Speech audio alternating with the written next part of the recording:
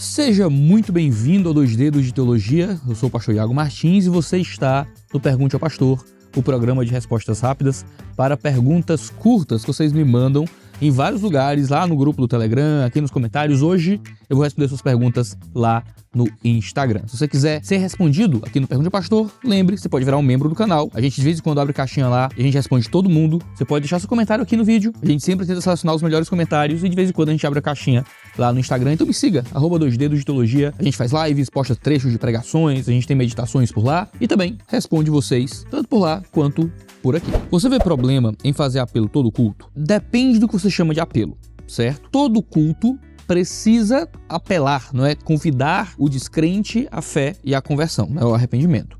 Então, todo culto tem que ter isso. Todo culto tem que convidar os descrentes à fé, porque os descrentes têm que ser salvos. E mesmo dentre aqueles que se dizem crentes, há aqueles que não são de fato, sabemos disso. Então, todo culto precisa ter um convite à fé e ao arrependimento. O que é que eu acredito? Eu acredito que todo sermão deve ser um apelo. Não só que o sermão deve conter um apelo, mas que o sermão deve ser um apelo. Todo sermão deve ser um convite à fé e ao arrependimento, porque esse é o núcleo formador do que nós somos como cristãos. Entramos na fé, permanecemos na fé e confirmamos a nossa fé através do arrependimento, através da crença genuína em Cristo Jesus. O que é que eu não concordo? Eu não sou adepto da prática da chamada ao altar. Essa é uma prática antiga que se popularizou ali nos anos 80, 90, principalmente por meio do Charles Finney, que tornou isso muito mais famoso, e que é uma prática muito recente na vida da igreja, de atrelar conversão a você levantar a mão e ir à frente depois de um convite que é feito no fim do culto. Então, isso acabou dando base até mesmo para uma série de práticas manipulativas, onde pastores ficam, levanta a mão, venha pra frente, quem quer Jesus, Deus tá me dizendo que tem mais alguém aqui e tudo mais. Essa série de coisas que são feitas para tentar levar alguém a um ato, muitas vezes impensado, de tomada de decisão. Na Escritura, a confirmação pública da sua fé não é uma decisão que é tomada e que se expressa por meio de uma mudança geográfica do teu lugar no culto, de ir das cadeiras para frente. É o batismo que vai declarar publicamente que você crê genuinamente em Cristo Jesus. A gente trocou, infelizmente, o batismo pela chamada ao altar e por isso o batismo deixou de ser a porta de entrada para a igreja e passou a ser um tipo de confirmação de espiritualidade madura. Então você tem que ser um crente maduro para ser batizado. Quando na verdade na Escritura o batismo era a primeira coisa. Era a porta de entrada da vida com Deus. Por isso a gente adia os batismos quase infinitamente e a gente substitui o batismo por esse chamado ao altar. Você vira crente quando? Quando toma essa decisão pública de ir à frente. Não é isso que a Escritura diz, não é assim que as coisas aparecem, né, no Novo Testamento. E eu gosto muito da forma como Paul Washer coloca isso naquele sermão dele sobre decisionismo. É um dos principais sermões, se você quiser ver o que é que Paul Washer tem a dizer sobre isso. É importante considerar que esse negócio de ficar indo pra frente e ser salvo porque fez uma oração depois do culto é uma coisa que tira muito do que é a verdadeira percepção da conversão. A conversão se dá por meio de uma entrega genuína a Cristo Jesus, não por uma oração que é feita descompromissadamente muitas vezes, né? E essa cultura de chamada ao altar acaba dizendo uma coisa muito errada. Eu vejo que pessoas descrentes que realmente acreditam nisso e acabam que creem que no fim de suas vidas, né, depois de viverem a vida que quiserem, poderão simplesmente fazer uma simples oração no final de tudo e tá tudo bem, porque elas foram ensinadas de que fazer uma oraçãozinha dizendo eu aceito Jesus é se converter, não é? E não é isso, não é uma entrega genuína da sua alma e do seu coração, e isso, muitas vezes os apelos, né, essa coisa até um tanto apelativa, né, que é comum aos apelos, acaba sendo um mau ensino acerca do que é a verdadeira conversão. Eu já participei de muitos ambientes onde eu pude ver práticas muito manipulativas por causa desse tipo de visão, né? Que não é nem arminianismo, tá?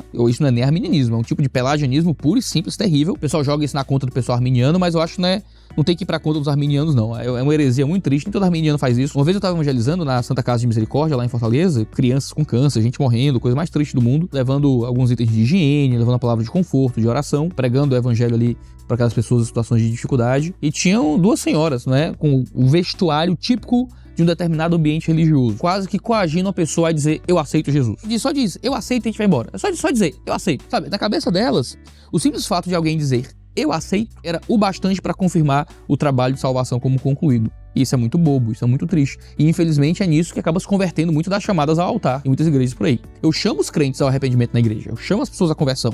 Pessoas se convertem na nossa comunidade, mas isso através de chamar as pessoas a Jesus, chamar as pessoas a Cristo. Quando elas se convertem, elas são realmente salvas. Conheci gente que acreditou que a falta de chamada ao altar no culto de domingo ia impedir a salvação de alguém. Aconteceu algumas vezes já. Uma senhora chegou pra mim uma vez depois do culto, ela visitante, e ela falou, ô pastor, se o senhor tivesse feito apelo hoje, eu acho que o meu marido teria se convertido. E eu falei, irmã, se o Espírito Santo vai converter o coração do seu marido, não é porque eu deixei de chamar ele ao altar, chamar ele pro palco no fim do culto, que ele vai deixar de ser salvo, não.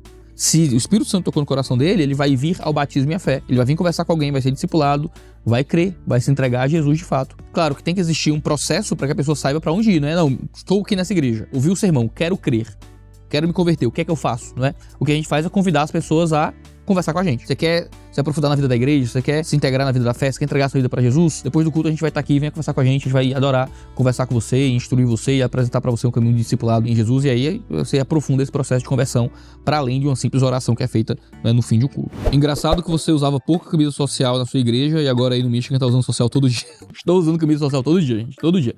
Todo dia, ó, aqui é minha roupinha de todo dia, acordo de manhã, certo? Tem que passar roupa, o pobre da minha mulher tá passando camisa social todo dia pra mim, que é sapato social, cadê? Aqui, sapato socialzinho ré de guerra, calça social, tô nessa, gente, tô todo social. Antes, eu passava o dia inteiro usando minhas camisetas da Insider. Eu usava Insider de pijama, gente. Era Insider de pijama, Insider pra academia, Insider pra ir pra igreja. E agora eu estou usando camiseta social o tempo inteiro, mas, veja só, né? Porque aqui no escritório, né, eu tenho um dress code, pessoal de terno e gravata. Eu tô de boa aqui, eu tô à vontade, comparado com a maioria do pessoal aqui no escritório. Mas, eu tenho um segredinho sujo, hein, Rodrigo Góes? Whoa, look at him! O segredinho sujo é que mesmo de social, eu ainda estou usando Insider.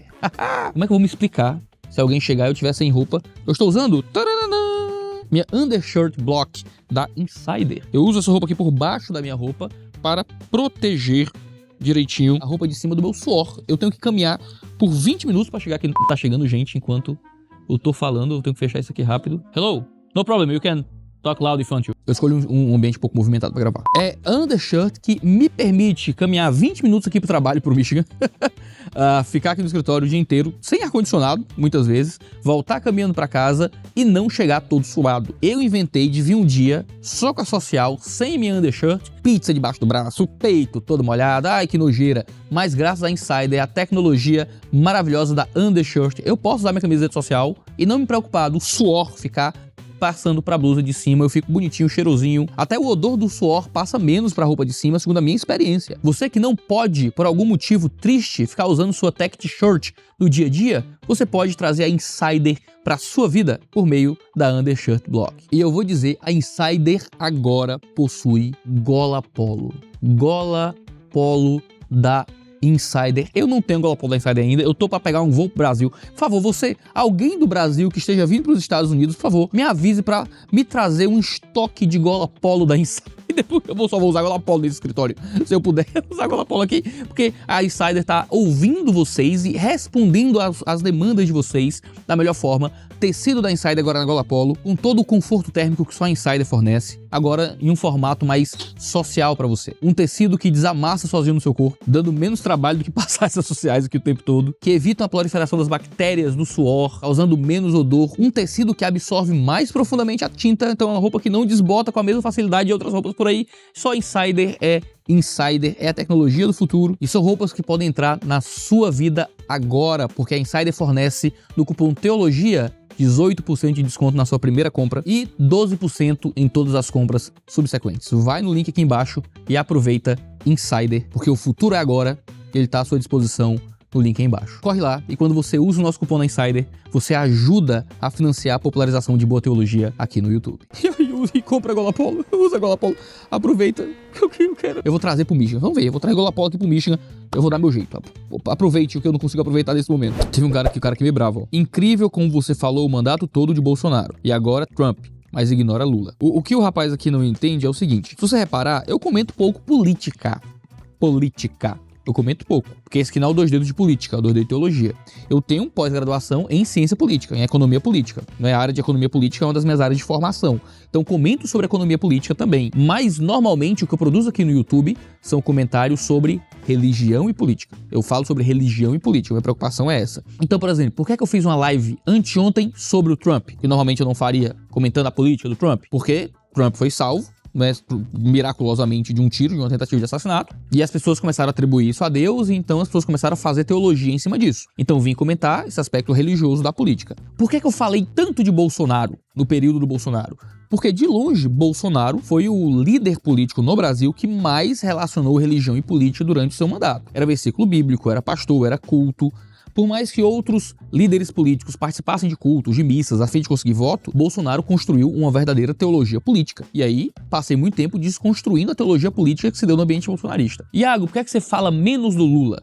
Porque, em um sentido teológico, Lula tem menos conteúdo a se comentar. Lula tem menos conteúdo. Eu acho o governo de Lula uma porcaria. Tá aí o Tachad, né? Os memes do Tachad, né? Aparecendo aí na internet o tempo todo. Acho muito ruim o governo Lula, mas eu não tô aqui pra comentar tudo que eu acho ruim do governo, porque eu não estava aqui comentando tudo que eu achava ruim do Bolsonaro. Eu comentava prioritariamente as questões que envolviam religião e o apoio da igreja ao Bolsonaro. Quando você lê o Religião do Bolsonarismo, por exemplo, ele é um livro sobre o tipo de apoio idólatra que é dado a alguém. E na introdução do livro eu já dizia, não é um livro para analisar a política do Bolsonaro, não é um livro para discutir qual é o melhor voto. É um livro para discutir o tipo de devoção. Quando a gente fala de Lula, a gente tem menos conteúdo nesse sentido, explícito, de religião, de teologia. Tem menos conteúdo. Então falo menos do Lula por isso. Agora, dá para discutir esquerda de uma forma mais geral. Não é? Dá para discutir esquerda e os problemas da esquerda, e sim, existem alguns apoios, não é, teológicos ao Lula, mas eles são um pouco mais contidos, são menos presentes aí no mundo evangélico. Acaba que não tem tanto material para fazer o mesmo tipo de análise que eu fazia no tempo do Bolsonaro. Agora, eu escrevi um material inteiro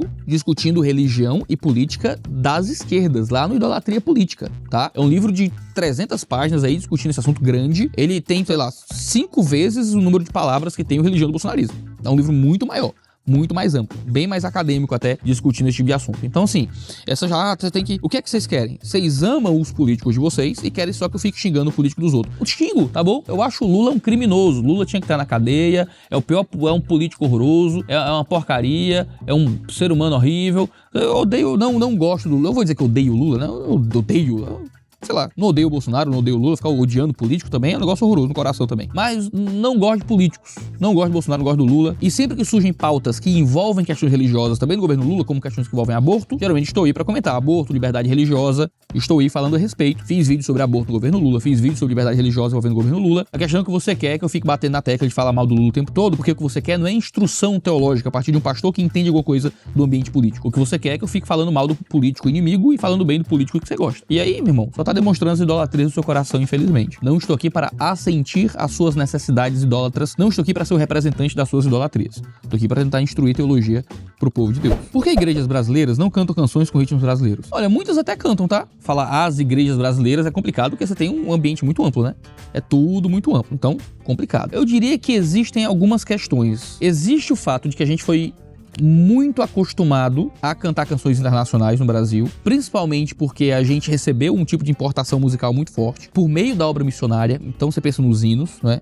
Então você passa por um ambiente de mercado, não é, cristão, que recebeu muito do que é a canção internacional, do que é o worship e tudo mais. Então a gente foi moldado em direção a um tipo mais pausterizado de canto, seja cantos mais europeus, americanos antigos por meio dos hinos, sejam cantos também mais internacionais por meio do worship e tudo mais. Existe o aspecto de que a gente foi ensinado que certos ritmos musicais não são de Deus, né? Então eles não adentram na vida da igreja também. Agora, por outro lado, e aí alguns amigos meus podem ficar um pouco chateados por dizer isso, eu acho que muitos dos ritmos brasileiros são pouco congregacionais para o canto comunitário. Parte dos princípios que guiam a música no culto é que é uma música para todo mundo cantar junto, todo mundo tem que conseguir cantar junto. Existe um foco na letra do que está sendo cantado, então o foco, a ênfase é um pouco mais no conteúdo do que no ritmo, no estilo e tudo mais. A arte no culto não é arte pela arte, não é só pelo belo, não é uma expressão de quem somos, é acima de tudo uma arte funcional. Ela existe para uma função, existe com um propósito. Tanto que na igreja primitiva sequer havia instrumentos. A igreja primitiva não usava instrumentos para cantar,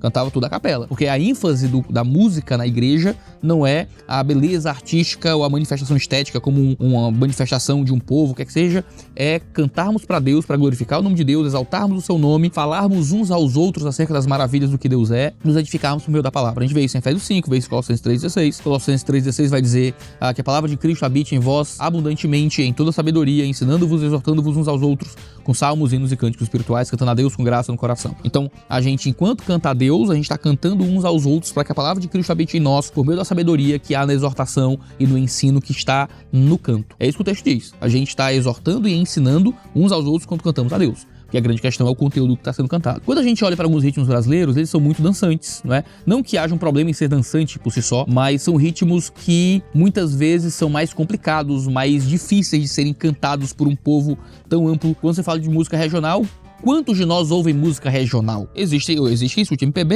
existe quem escute ali uma música mais local, mas isso não é cultura de massa, né? Se você quer produzir conteúdo para o cidadão brasileiro, você vai produzir um conteúdo bem pausterizado, porque é isso que a cultura de massa é.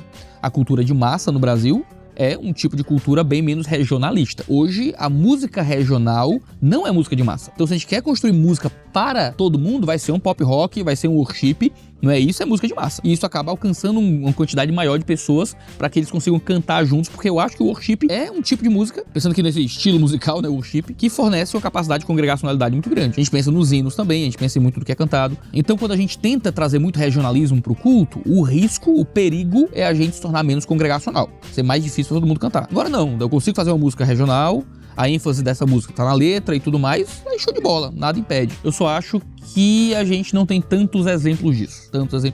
E eu até digo aqui com muito carinho, tá? As músicas do Candeeiro, por exemplo. Candeeiro talvez seja o maior nome no cristianismo hoje no Brasil, em termos de produção de música regional, né?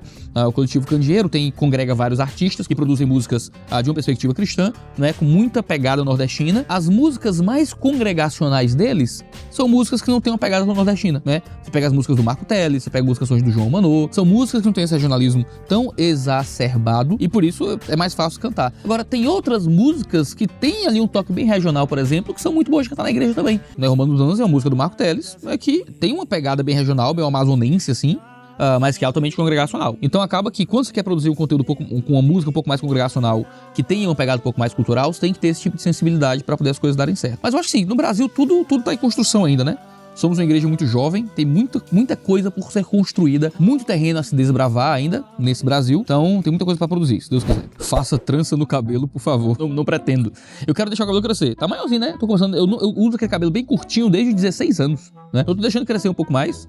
Vou ficar fazendo só a barba aqui nos Estados Unidos, não vou cortar o cabelo. Vamos ver se consigo deixar o cabelo crescer um pouquinho. Vamos ver se o Black Power volta aí. John Piper é machista? Ouvi algo sobre, não sei se é verdade. Rapaz, eu vou dizer que não, tá? Pra começar. Qual é a minha leitura? O John Piper, ele representa um tipo de movimento complementarista que, num esforço teológico e de oposição apologética, vou explicar isso, acabou indo longe demais em algumas conclusões, na minha opinião. Certo? John Piper, ele é talvez um dos pais, ele e o Wayne Gruden são os dois pais aí do complementarismo, como nós conhecemos hoje. A igreja sempre foi complementarista, sempre acreditou que homens e mulheres tinham papéis diferentes, mas sempre houve um tipo de complementarismo meio hierarquista, não é, nos ambientes históricos. Você lê muito pai da igreja, às vezes você lê reformadores, e a visão que muitos deles tinham da mulher era muito culturalmente localizada. Eram visões um pouco negativas da mulher, porque eles eram fruto do seu tempo, né? Era uma galera escravagista, por exemplo, né? Você vai ver muito reformador escravagista.